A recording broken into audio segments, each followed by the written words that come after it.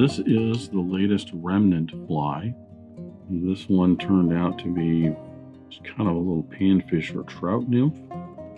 If you don't know what the Remnant flies are, look in the description down below. I'll put a card in the video to the introduction to what the Remnant flies are all about. Basically, they are flies that are made from a bunch of leftover material from various classes or tying events, things that I've done. And I just go through the box and I grab some stuff, thinking up a fly. So they're kind of just a freestyle, fly made from just little offcuts and bits and pieces. This turned out to be just a Peacock Herl body nymph with a turkey wingcase and a little bit of Aftershaft just to see how that would turn out for some legs. That's the latest Remnant fly. I'll get started tying.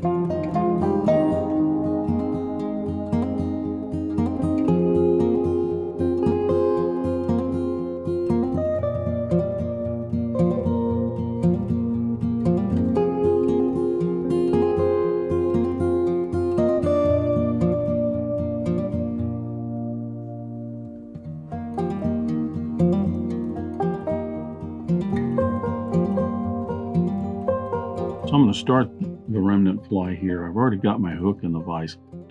Pretty certain this is either a Mustad 9671 in like a size 6, maybe an 8, or it's a 3906B in like a size 6. A little bit, not a real heavy wire or long shank, but it's great for just a little panfish nymph. Bead size on this, I'm not certain. And I'm not good at guessing those. 5/32 maybe, something about the right size. So I did not have to T-barb the hook to get the bead on there, but I'll debarb the hook now. Thread on this little nymph, I'm going to use a Uni 80 in brown. This is a very basic, simple nymph that I'm going to make here with some Peacock Herl. It's kind of a cross between maybe a zug bug, a pheasant nymph, that sort of thing. Just slapping some things together that I ran across in the Remnant box. First thing I'm going to do is tie in a tail here. I'm going to use a little bit of this hen pheasant here. You could go, if you want it softer, you could go with some of the barbs on this side here. I'm going to go with this because I like the markings on it a little bit better. I only need to have maybe about half a dozen for this size hook, maybe 8. I'll go for just a little bit more. These are pretty soft as it is, so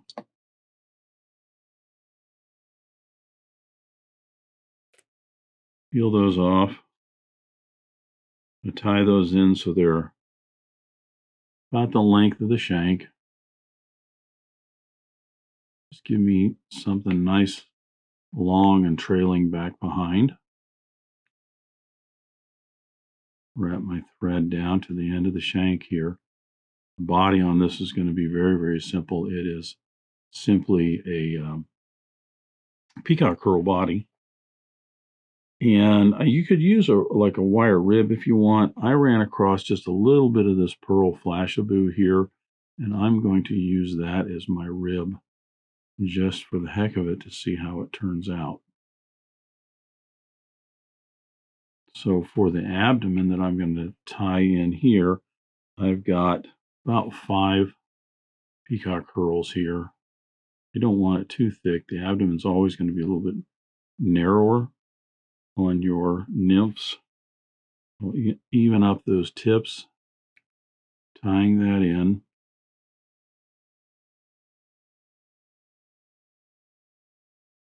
Advance my thread forward to bind all that in, bring my thread back. I'm almost halfway down the hook shank. This is going to be at the abdomen. And then we're going to use some Peacock Herl for the thorax too. I have to tie in a wingcase. So I'm just going to wrap this forward, trying to keep this narrower in the back. I got one Peacock Herl that's trying to get away from me. So notice I have just a little bit of a taper there.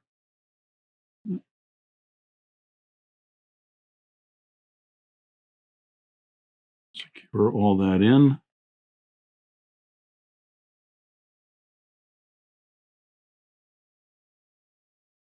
Trim away the excess. And then I'm probably going to get about 4 wraps of this rib in. It's just something to help secure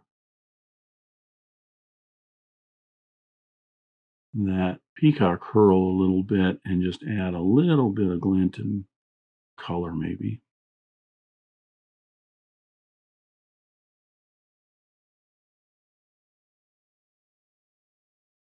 Kind of interesting. So for the wing case, I'm using a turkey slip. And this is just some that I've had from other flies that I've done or whatever. These are little bits and pieces that are left over. Now, what you want to do with this one's a little bit wide, and I'm not going to use this one. I've got another one prepared. But what you want to do if you're going to use this for a nymph is you want to take some head cement and spread some head cement all on it and let it set. Because the head cement's going to help hold it together while you are folding it over. Obviously, once this is banging around on the bottom and you get fish biting, it's going to bust it up and everything. But while you're tying it, at least, it holds it together. So this bit is already prepped. It's too wide. I want the wing case to be maybe half the gap of the hook. It just depends on you. You don't want it wrapping around on the sides too much. You just want something that's going to represent, where those wing buds are.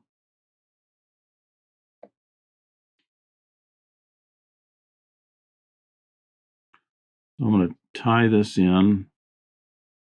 I want to make certain that I get this right on top so it stays right.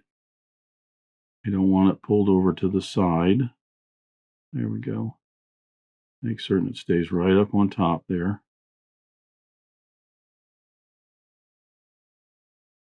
And then I'm going to get about 6 or 7 peacock herls this time for the thorax.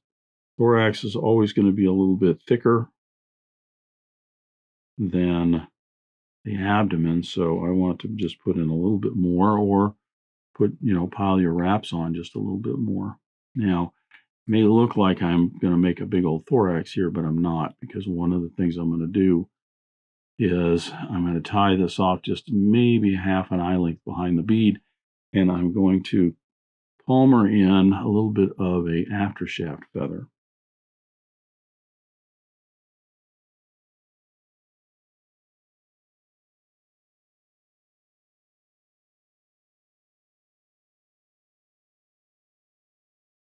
So I let this wrap over on each other just a little bit more.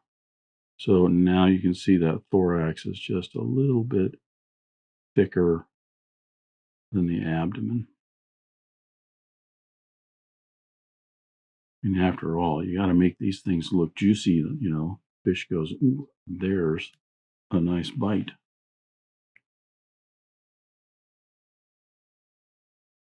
I'm going to stay a little bit behind that bead there. And I'm going to fold over the wing case. It would be interesting. I could have taken some of that Flashabou and actually tied that in, the same pearl Flashabou, and put a little flash stripe off the back there, kind of like a copper john.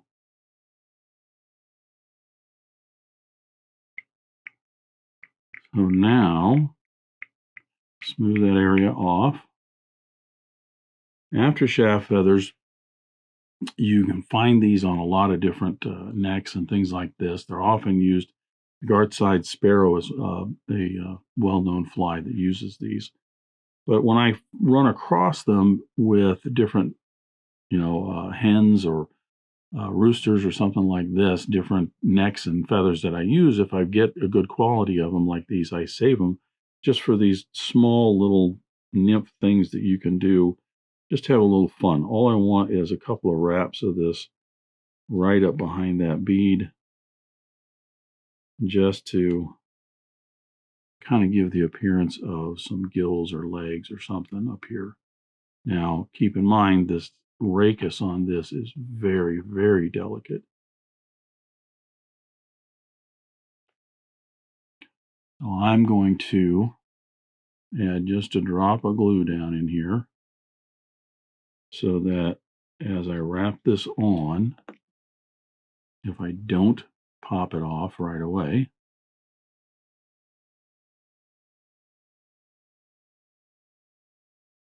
hopefully that glue will help hold it in there just a little bit.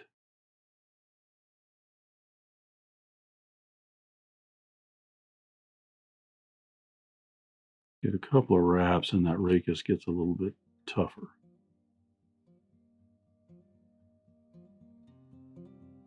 And see, that just gives me a nice little collar right there.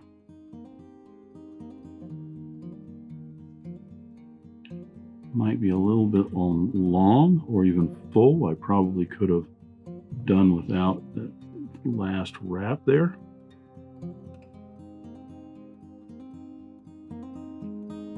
There we go.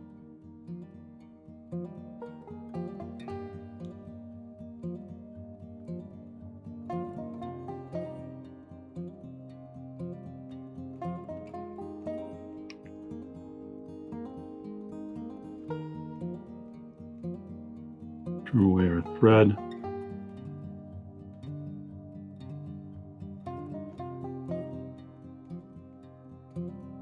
Head cement down in there.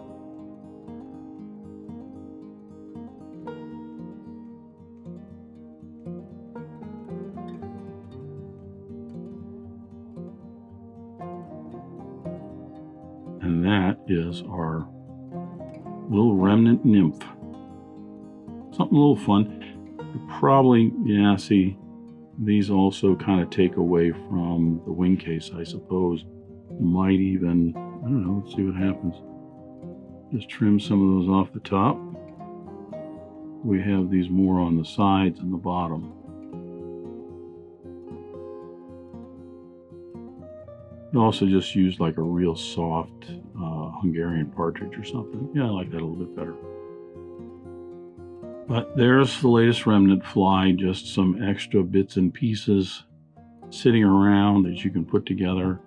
And I guarantee you that'll catch you some panfish and probably even on a trout stream that you know love nymphs.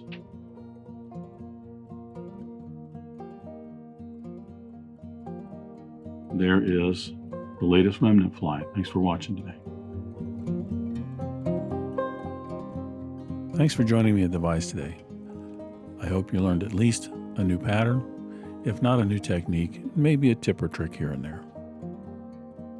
If you have any questions about this fly or any of the techniques used in constructing this pattern, please leave them in the comments section down below.